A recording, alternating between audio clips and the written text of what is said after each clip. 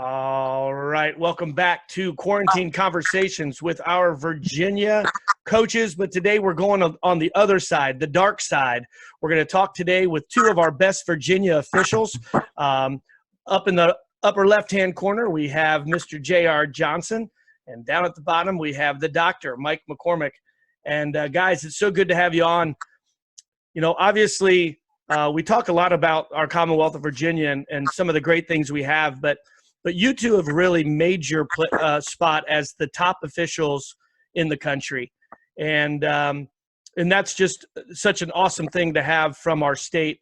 Talk to me first, and I'll start with you, Doc. How did you get your start? Obviously, you were a Pocosin grad. JR, you were a Hermitage grad. Doc, you went to UVA and wrestled. JR, you went to Virginia Tech and wrestled. But how did you get started officiating? You want me to go first? Yeah, go ahead. Well, obviously, I had the connection from my father. So as soon as I graduated, I started officiating. And, so you say you got a few breaks here or there, some doors opened. And then once you get opportunities, it's kind of snowballs. JR, how about you? When you started, talk to me. I mean, obviously, we officiated freestyle back in the day, but tell me how you got started doing the high school and college officiating. It was the freestyle with you, sincerely. Back in the day, didn't start off with folk style back then, and hate to admit it, but probably Mike and his dad, more than anything, the Virginia duels and then the local association. So it was it started off with the freestyle in the summer, make a little extra money, and then in the winter, it just to keep in the sport, it would just give me something to give back to, or it had given back to me so much. Cool.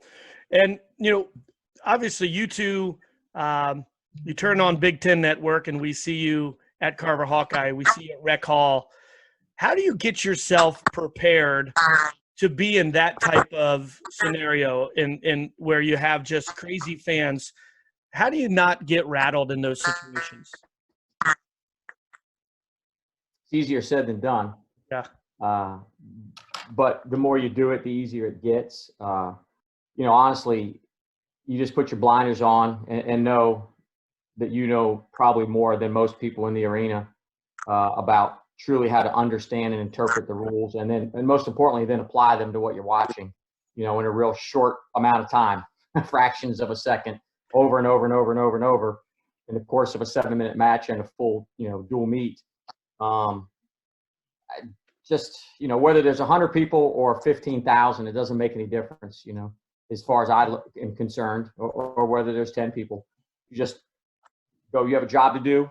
It's different than the coaches and, different than the announcers. Put your blinders on and go in there and get it done. Well, if you think for a second that you're going to make people happy as a referee official, you're wrong. And if your intentions are to feel good after refereeing a match in Carver Hawkeye or Rec Hall or several other places, that are equal to that, you're probably in it for the wrong reasons. Yeah, and one thing with both of you all is I would say that, we know you're great officials, and I obviously have a relationship with both of you, but you're not typically the guy who they go, oh, I know that guy because he made that horrible call. You kind of stand in the background where we don't see you all the time, and that's, in my opinion, the best official. JR, what about you? How do you get yourself prepared, for an event like that, or even more, how do you get yourself prepared being, we're not 25 anymore, so in our late 40s. Are you 50 yet? Yeah. Yeah. So how do you get yourself prepared to go, not only one 7-minute match, but in a dual meet, 10 7-minute matches, or in an NCAA tournament, 50 7-minute matches? I have always tried to chase the best. I hate to do this on this thing, but just watching Mike, to be honest with you, just the longevity and everything that he's taught me, trying to stay as mobile as possible.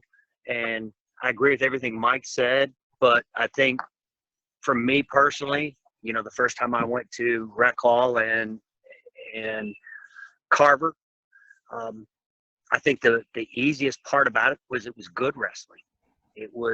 There's no full Nelsons. Those kids are ready to wrestle. The coaches are ready to, they're ready to coach.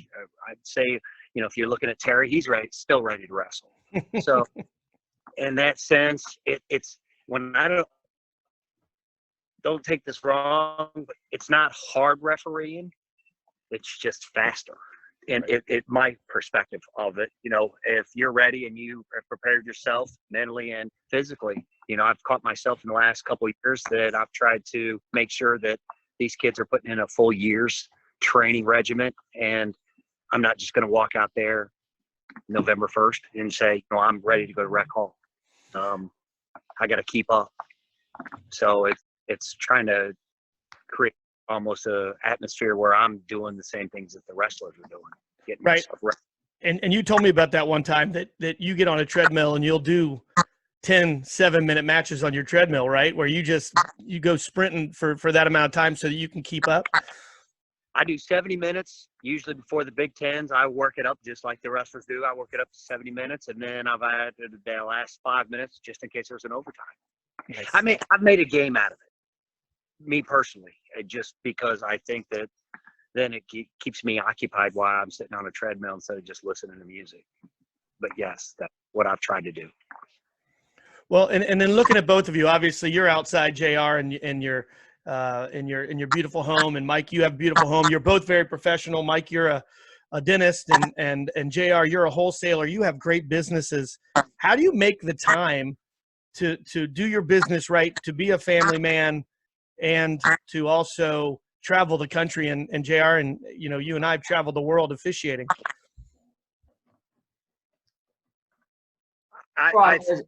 As a dentist, I'm allowed to set my schedule, which is quite honestly one of the reasons I chose that profession, because I knew I would want to be involved in wrestling, going forward. It's very, very hectic, certainly during the meat of the season. From January to the end of March, I'm a 3-day-a-week dentist because I'm typically doing something involving wrestling. I have an incredibly competent staff that understands my passion for wrestling, and they bend and don't break. And they just understand that wrestling's important to me. And most importantly, I'm sure JR will say, we have wives that have allowed us to get away with it. And if you don't have that, trust me, it would make it a whole lot harder to do. Agreed with that. All three of us. Junior, what about you? Like, you're moving out about.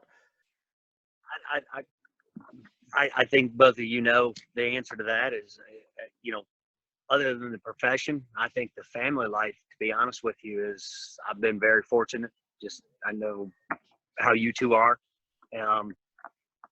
If it wasn't for my wife understanding and my kids understanding, missing study for a math exam and so on and so forth, because we leave on Friday, we come back Sunday night, and I know that everybody's caught that 12 o'clock flight on Sunday night, and then all of a sudden 6 o'clock rolls in real quick on Monday morning. So everybody knows the love of the sport, and we knew we were getting in it for not money. Our business side of it, I just make time. There's a lot of, like Mike said, 3 days a week. They're not 8-hour days. No, they're not.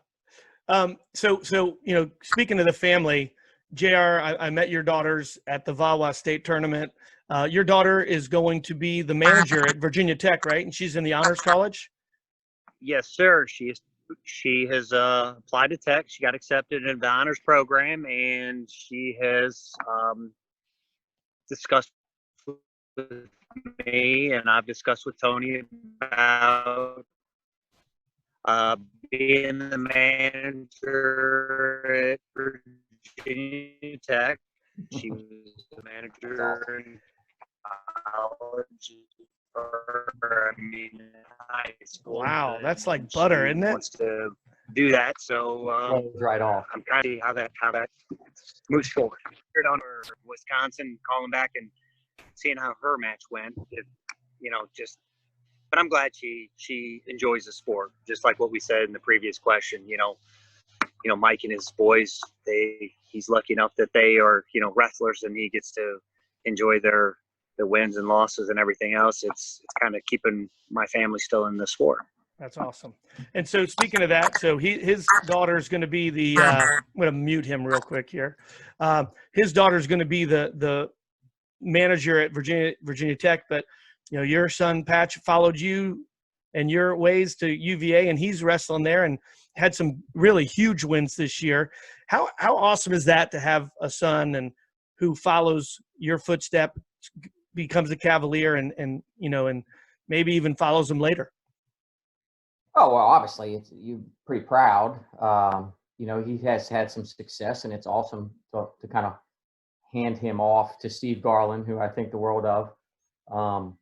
And it's been really nice to watch him blossom. The last 2 years, he obviously has made a lot of gains and improved. Getting your butt kicked by Jack Mueller every day probably has something to do with that. Yeah. Louis Hayes. But yeah, he had a great red shirt 2 years ago, and then this past year he got an opportunity to probably wrestle 20 matches or so. He had a great season. He's looking forward to next year. He's not looking forward to the cut 25, but I can imagine that. We'll do what we do.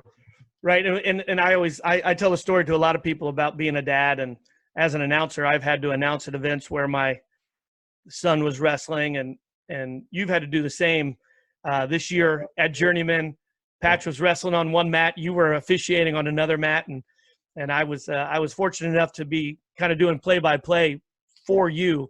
But how stressful is that to keep your focus on what's going on when just a match over your son is wrestling? Well, that's the only time that's ever happened. I have officiated at some open tournaments when he was a red shirt that it happened, but I left the mat and was able to go watch. That weekend up in New York, I didn't think Jack was supposed to make weight. And Patch was supposed to not wrestle against Arizona State, and Jack decided not to make weight, and so Patrick wrestled, so I was not able to watch because I was doing a dual meet on the mat. I just kept my back to the mat the whole time, so I knew I wouldn't look. But yeah, stressful? Not really. I mean, he's prepared. At this point in your career, it is what it is. If he wins, awesome. If he doesn't, it's a great day to be alive.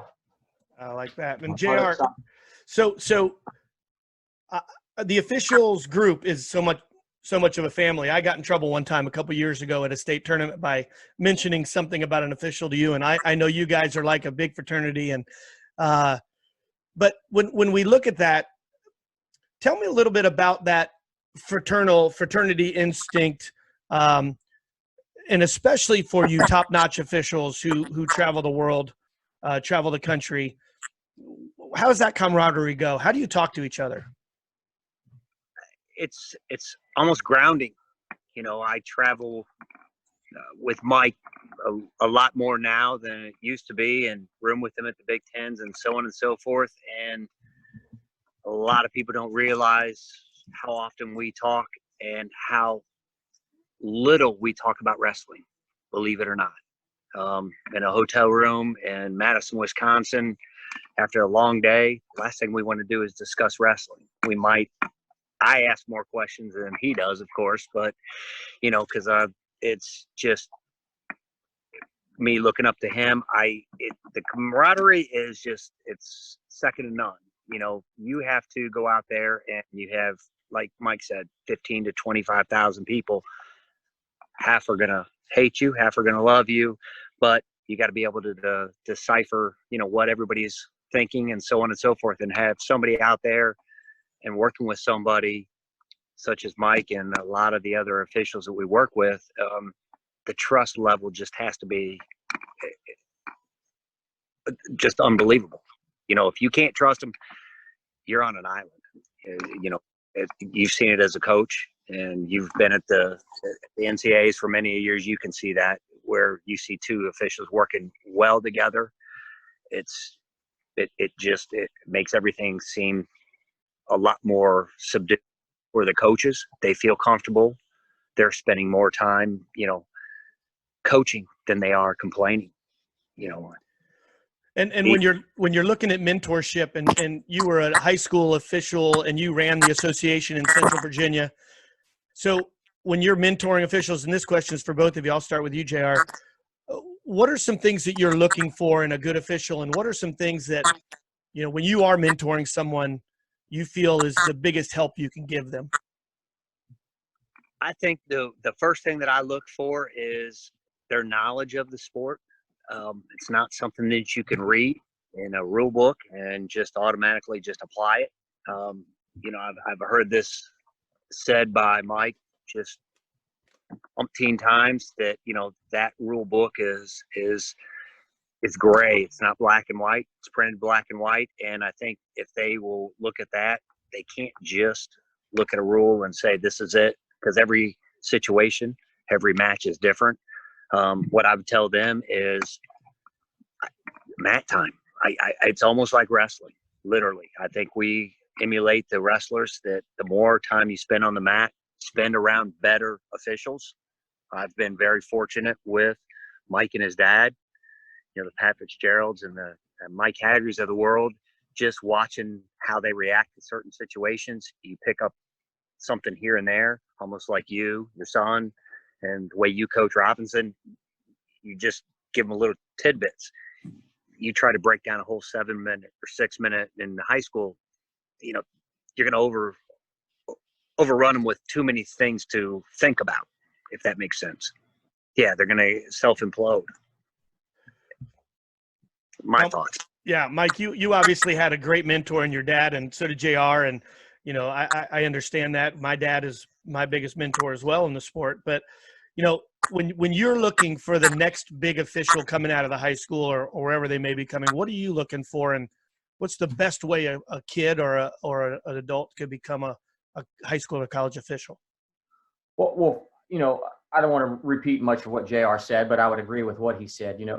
One thing that I have always said to guys, when we're trying to find, I'm not getting any older, younger, excuse me, I'll be 54 in a couple of months, and we're always looking for younger people. But obviously it's important that you're a good high school ref before you even attempt to, step into rec hall, right? Yeah. or Carver Hawkeye. But I just look for good judgment. We can fix mechanics. That's easy. We can fix positioning. We can fix body language. But if your judgment's crappy, your judgment's going to be crappy. You know what I mean? So the first thing that I've always looked for is good judgment. And so to me, that's what's most important. There's young guys that you can tell wrestled, but it's like the best wrestlers don't always make the best coaches. Same applies to wrestling. The guy that's in the best shape may not be the best official. What's important is judgment. And JR and I have survived this so many years because typically our judgment's pretty good. Things happen quickly. And like JR referenced earlier, they happen very, very quickly. The better the wrestling gets, it's just lightning fast. And, with the rules the way they are now, we're monitoring so many things and making decisions in our mind in fractions of a second. And the vast majority of the time, the guys that you see on TV all the time are at least in the eyes of the people that make those decisions, getting them right. Well, and that's hilarious you say that, because when ESPN and ESPNU were putting in all the old NCAAs, I saw you in the finals. You had a little bit darker hair, maybe a little bit more covering the top. JR, you were actually you've gotten skinnier since back in the day, but I will say that the thing that amazed me was the rule changes and how much the rules have really changed in the last 10 to 12 years. What are some of the rules that you really think have benefited with rule changes, and maybe what are some things that you'd like to see in the game coming up? whichever wants to go first. JR, you want to go first? Is there any?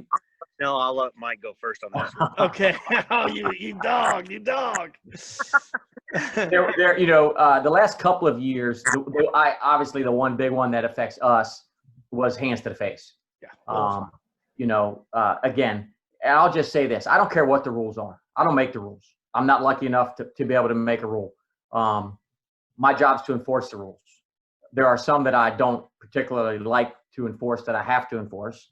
Hands to the face was one of them. I've been involved in wrestling 45 years. Didn't really see too many hands to the face that weren't called that should have been called.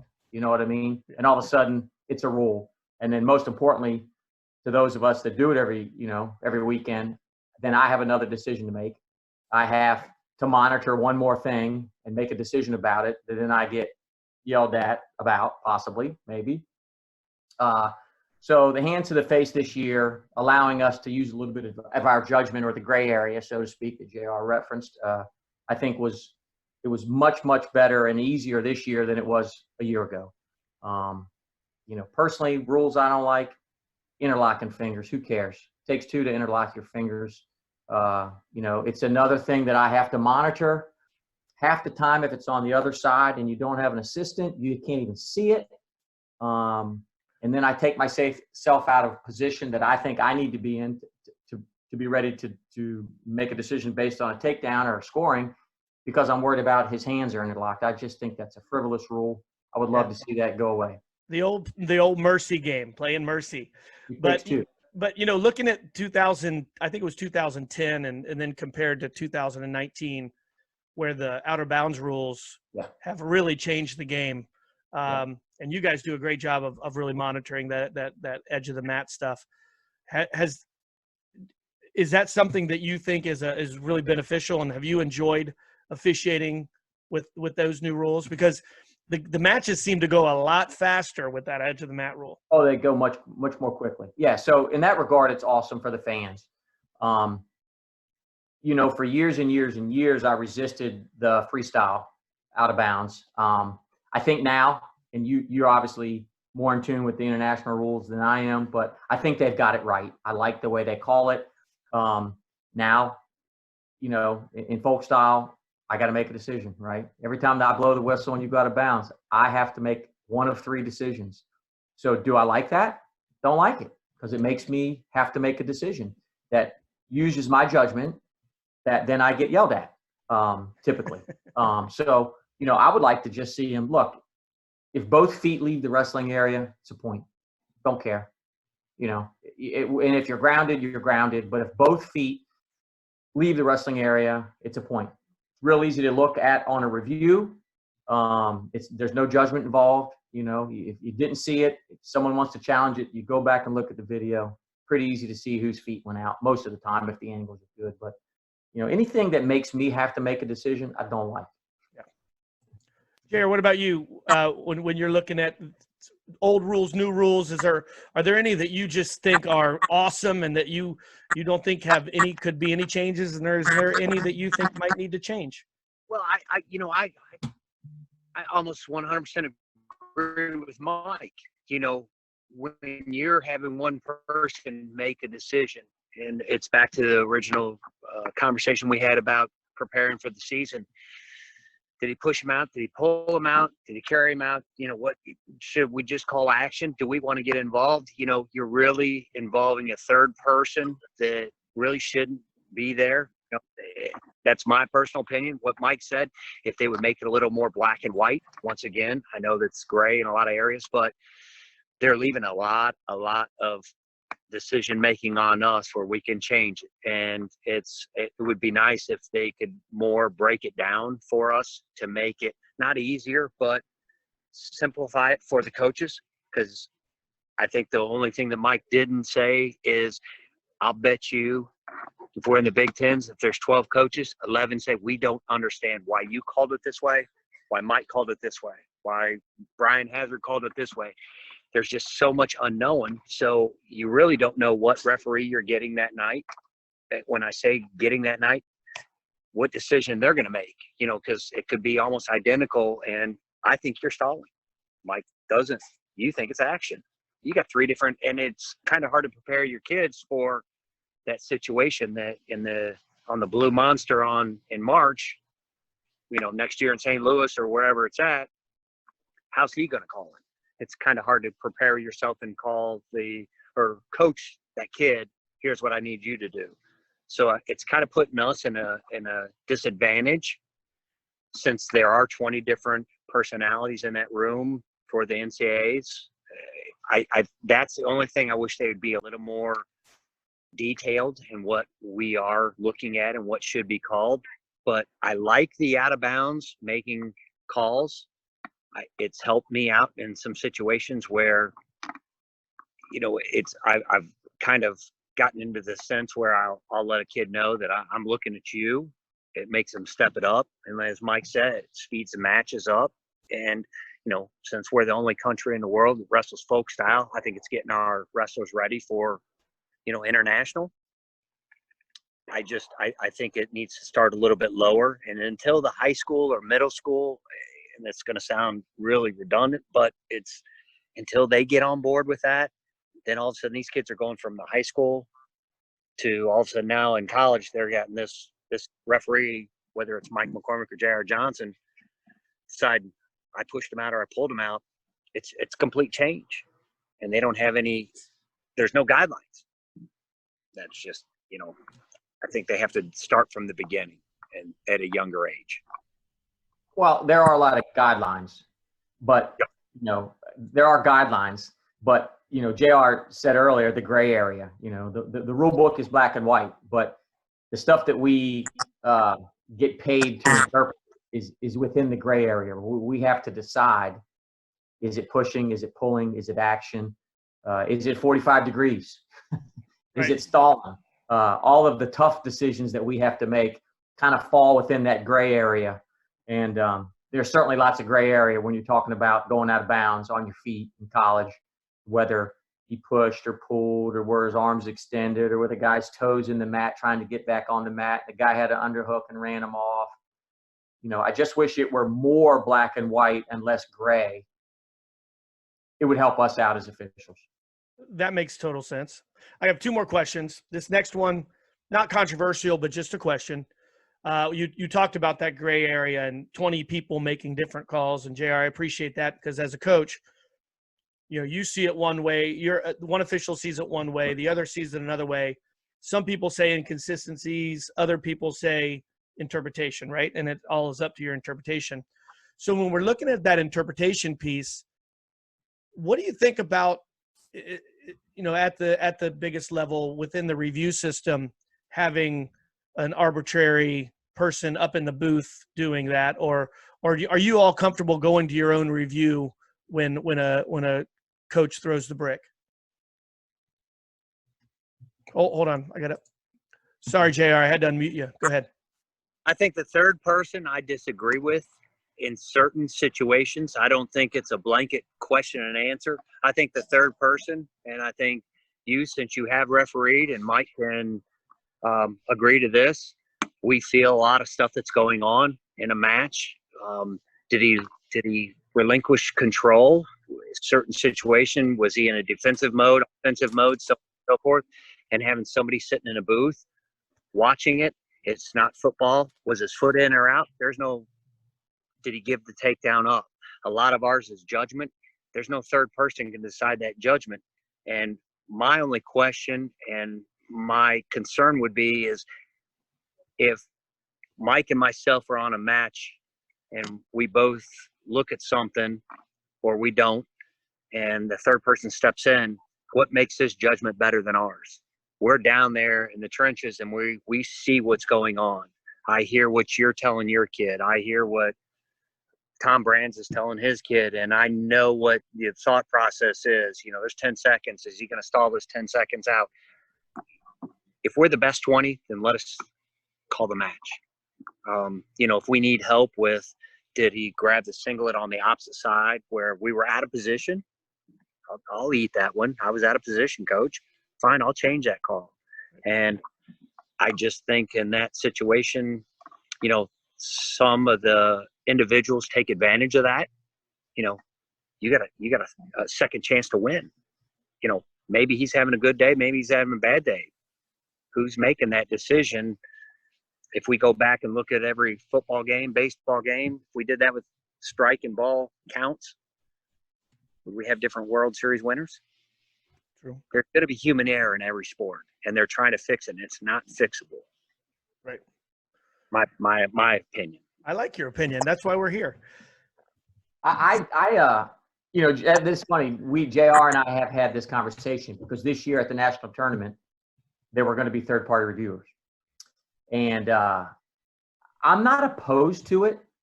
I'm really not because, believe it or not, we want to get it right. Yeah. I mean, especially at the highest levels where, lots of things are on the line.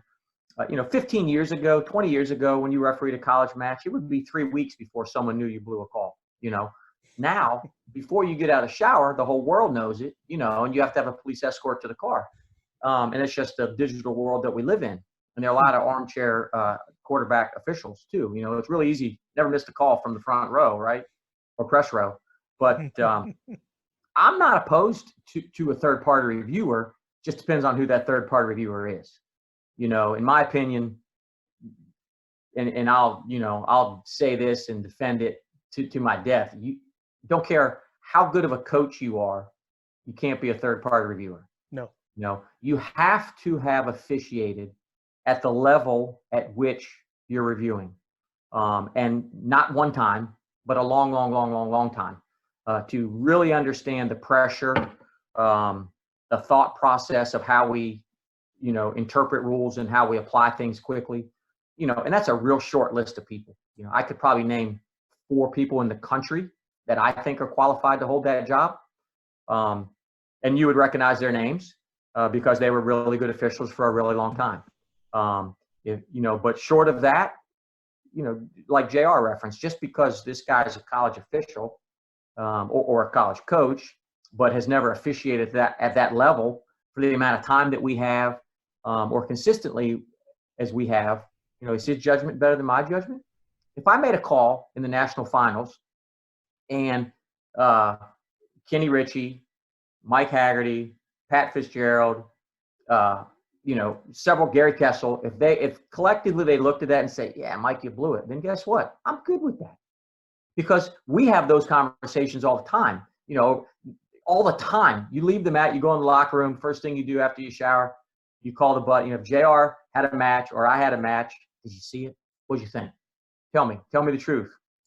Would you have called it that way? Would you not have called it that way?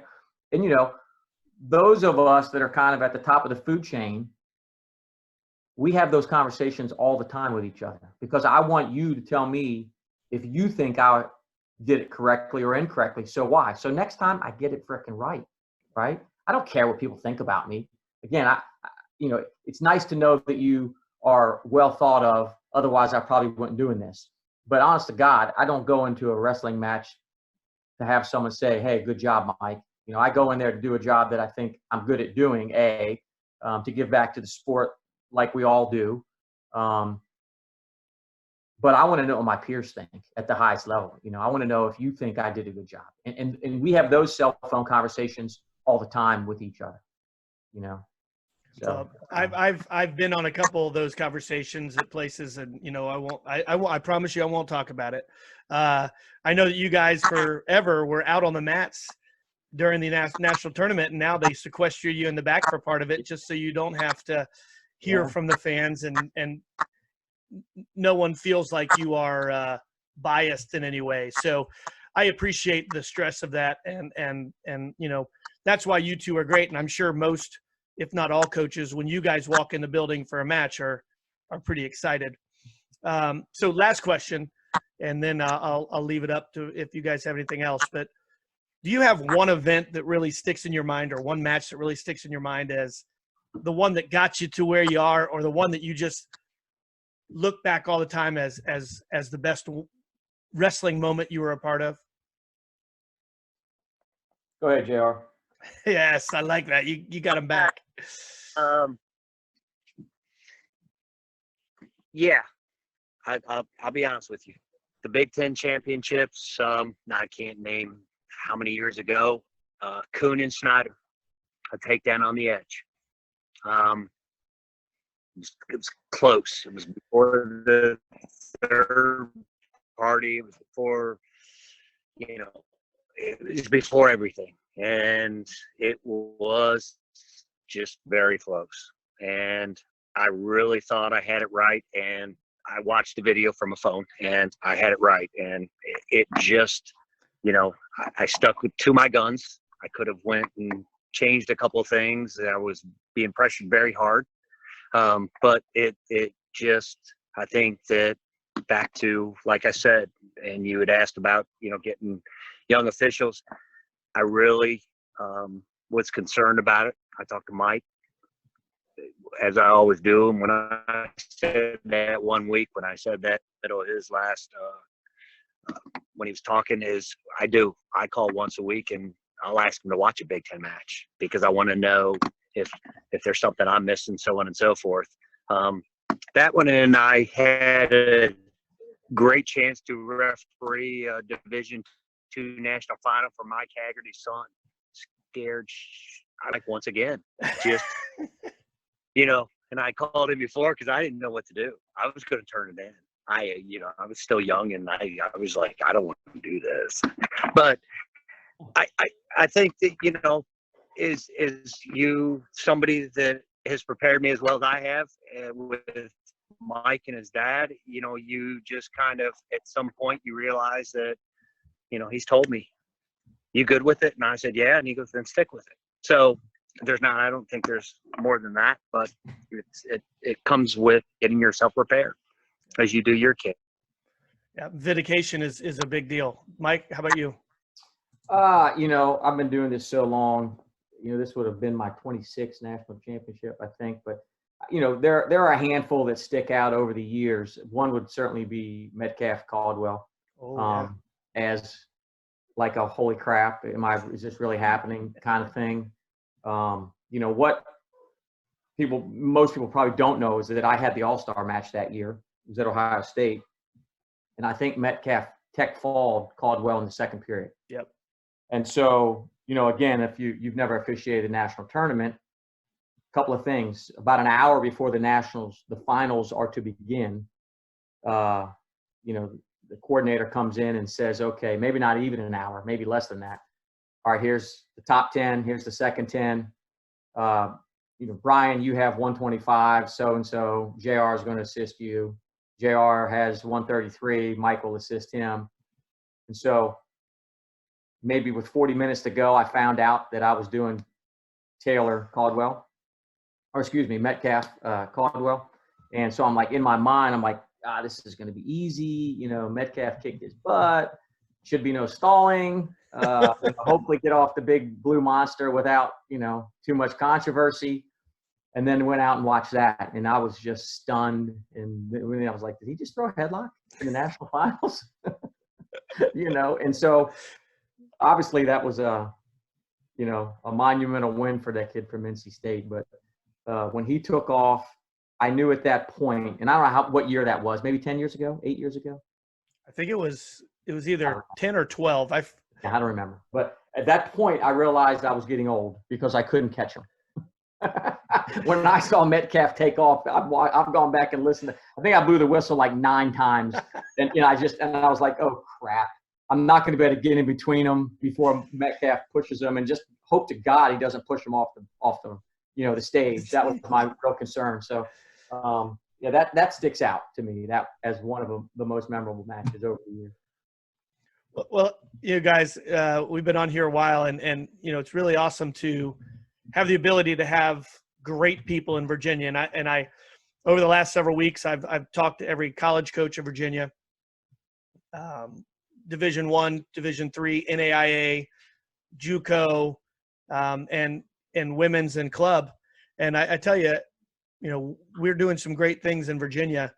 I actually will ask you one more question because I like to hear myself talk. But if we could do one thing as a community to benefit you, whether it be a high school coach, a college coach, a youth coach, a stakeholder in the game, what are some things that wrestling can do to benefit the officiating and the officials and just the level of wrestling in our state?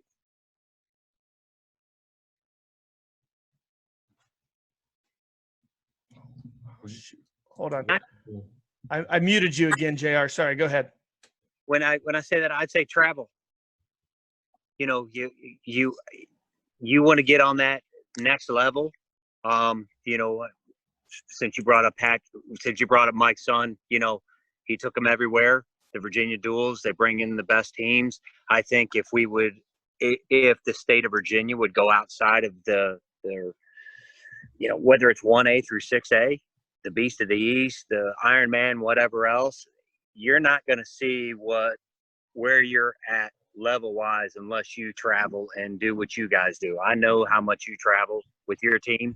I know what Picosin does. I know what Stevie Martin used to do at Great Bridge, Bill Swing, Kevin Dresser. Look at the teams that have always progressively attained higher rankings. They've traveled. You sit there and beat the same 6 teams every single weekend, it's not going to work.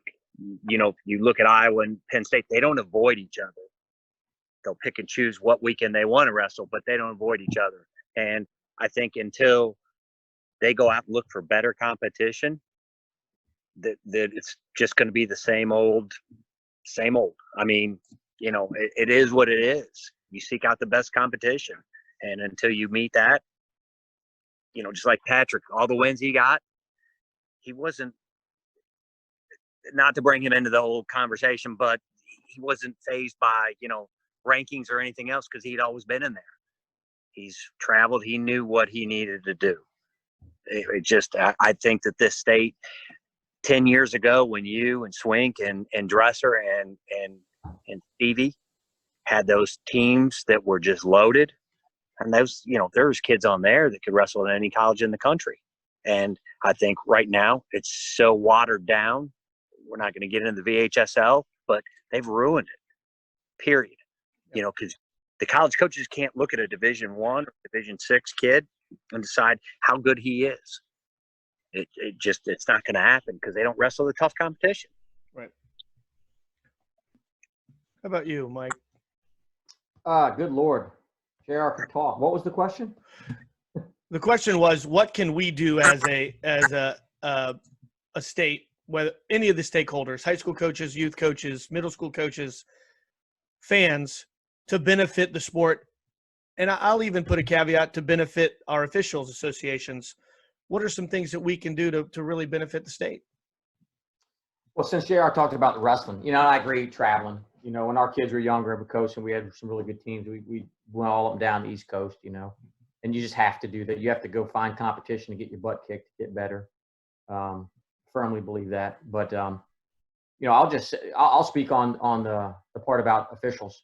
You know, be patient. It's not easy.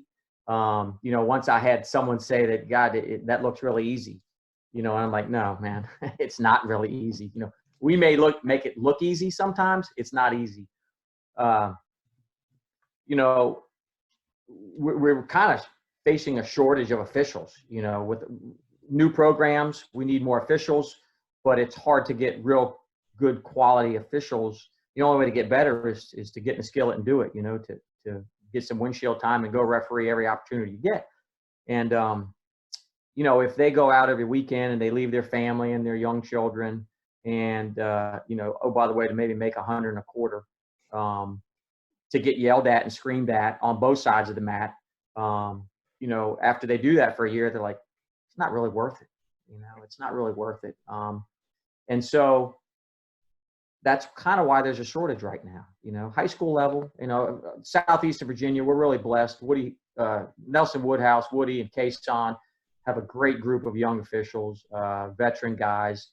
But, you know, on the college level, we need officials, man. We need guys. And I think that if fans took a deep breath and thought about how hard it is for that guy to do what he's doing, they maybe wouldn't yell and scream quite so much, you know. And I don't say that because I feel like I'm getting yelled at, screamed at. I say that because that's the only way we're going to get people to stick it out. Because, yeah, do we hear things? You betcha. I mean, you see your names on the internet, you betcha. Yeah, you know. The old rabbit ears. You don't have them, fortunately. Yeah, you can't. You can't even look at people. You know, I don't care who it is. You just can't look at them. But I think that if people just took a deep breath and counted to 10 before they said what they were thinking, they may not say exactly what they're thinking. Right. Well, again, we're so fortunate to have you two in our state and in the NCAA and in the sport in general. Obviously, you guys are more than just officials. You're coaches, you're fans. You love the sport. You are competitors, which that competition probably makes you better. Well, definitely makes you a better official because you want to be the best. So if you want to be the best, you're going to be on the big blue stage. So I appreciate everything you do. Either of you have anything else for us before we close up shop here? Yeah, I got a question for you. Yeah. You commentate for our matches. You've been to the freestyle and Greco and the folk style and so on and so forth. What do you think? Unbiased. What would you change from the referee standpoint?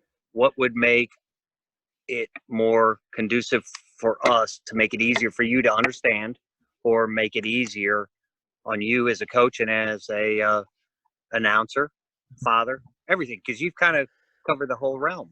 Yeah, I agree with that. I'm kind of like you guys, where as a coach, you change rules.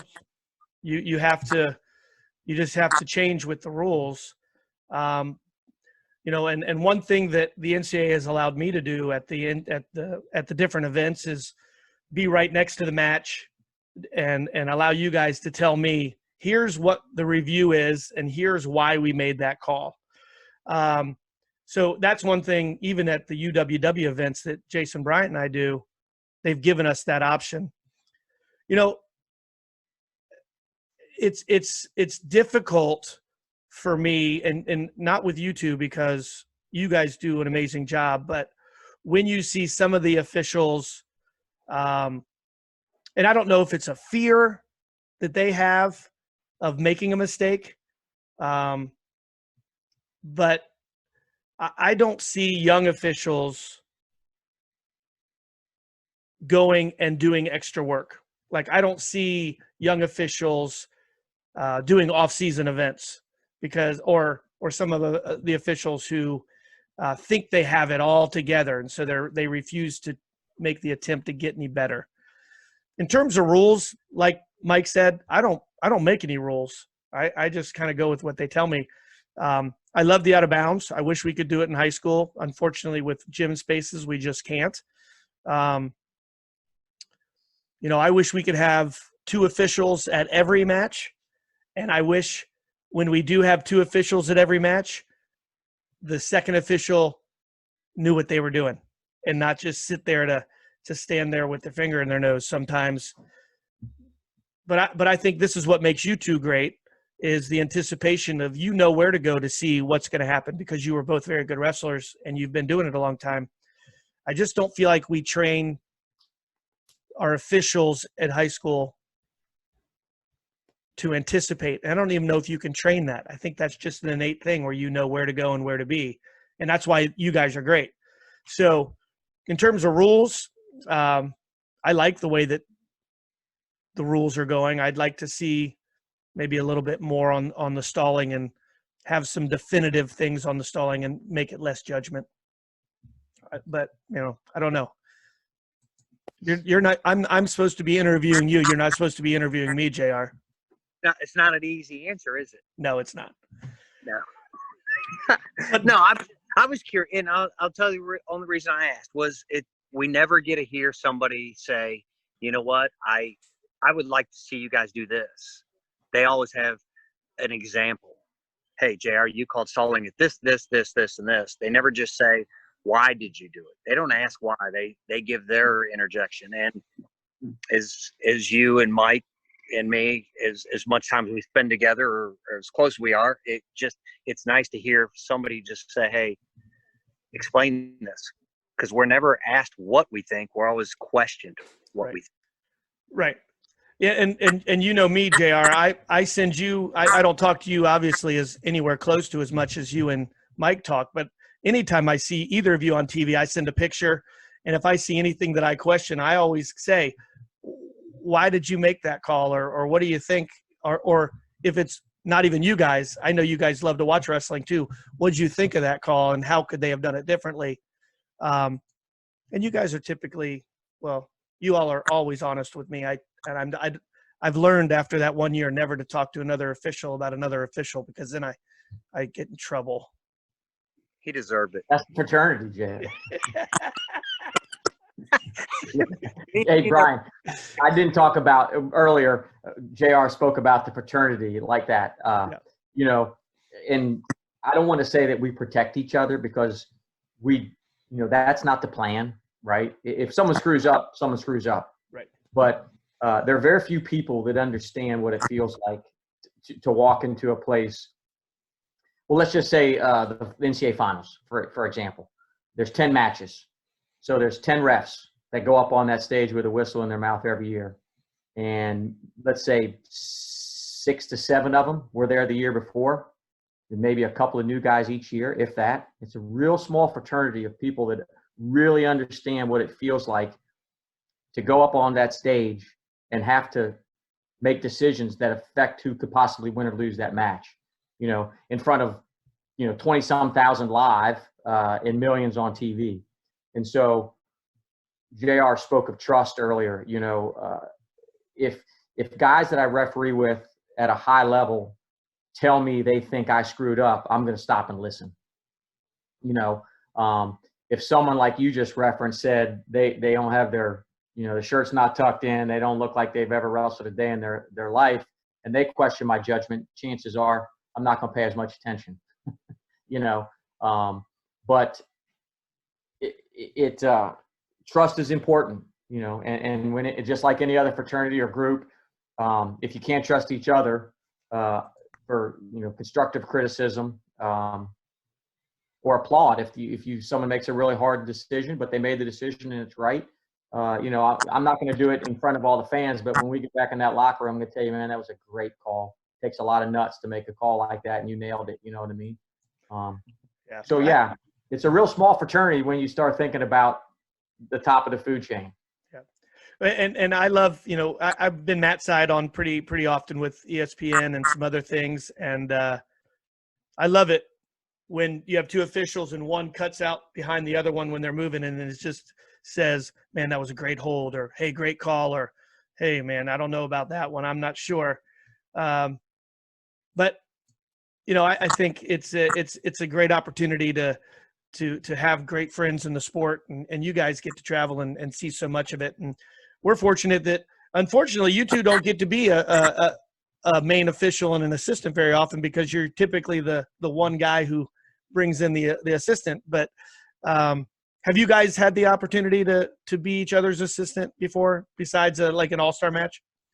Oh yeah, absolutely. We try and do it at least once a year. I assisted JR at Penn State this year, and he assisted at Penn State. And then we did the Grapple in the Garden together. So yeah, that was awesome. Yeah, it's always great to be able to work with him, obviously. Right. It's easy. Yeah, it's easy. When I say easy, because you just know that you're not going to get something thrown out of left field. If he looks at me or I look at him, and I not to beat a dead horse, it's the confidence. You good with that? Nope. It's not questioning. It's just like with you, Brian, when you call up, what were you thinking, JR? I'm not thinking at that point in time you're questioning me. You just want to know what my thought process was. And we don't have that luxury that often. On the Big Ten Network, they don't show when you make a good call. They show when a call is controversial. Right. Anything else. So cool. It's incredible. Well, JR, congratulations again. I know you missed your induction ceremony. We're going to do that again in September for the National Wrestling Hall of Fame Virginia chapter, which, Mike, you, all three of us have that, that title now, right? And pretty cool. But JR, congratulations. What have you been working on your speech? Yeah. Yeah, I have. I've gotten it up to about 23 seconds, and I'm really, I think I could pare it down about 7. The acceptance speech for that, other than people like y'all, sincerely, there's so many people, family, friends, and it's just because I think somebody asked me what my speech was like, and I told them, I said, you know what, we don't make good money, but what little money we do, they're going to pay me to do something I love, just like this. Whether you make something off of it, Brian, or not, you're doing it because you enjoy it, and that's the way I look at it.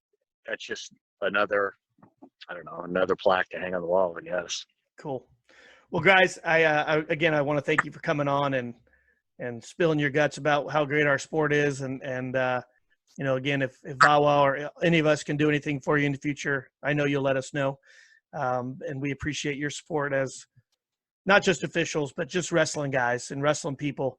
I think you see a lot bigger scope than you see the 10,000 foot view at this point in your career than just what's right in front of your face. And I can appreciate that. So anything you got for me before we go? No, thanks for asking us. It's not often officials get to talk about fun stuff. Yeah, no doubt. Thank you, very greatly appreciate it. My pleasure. All right, guys, signing off.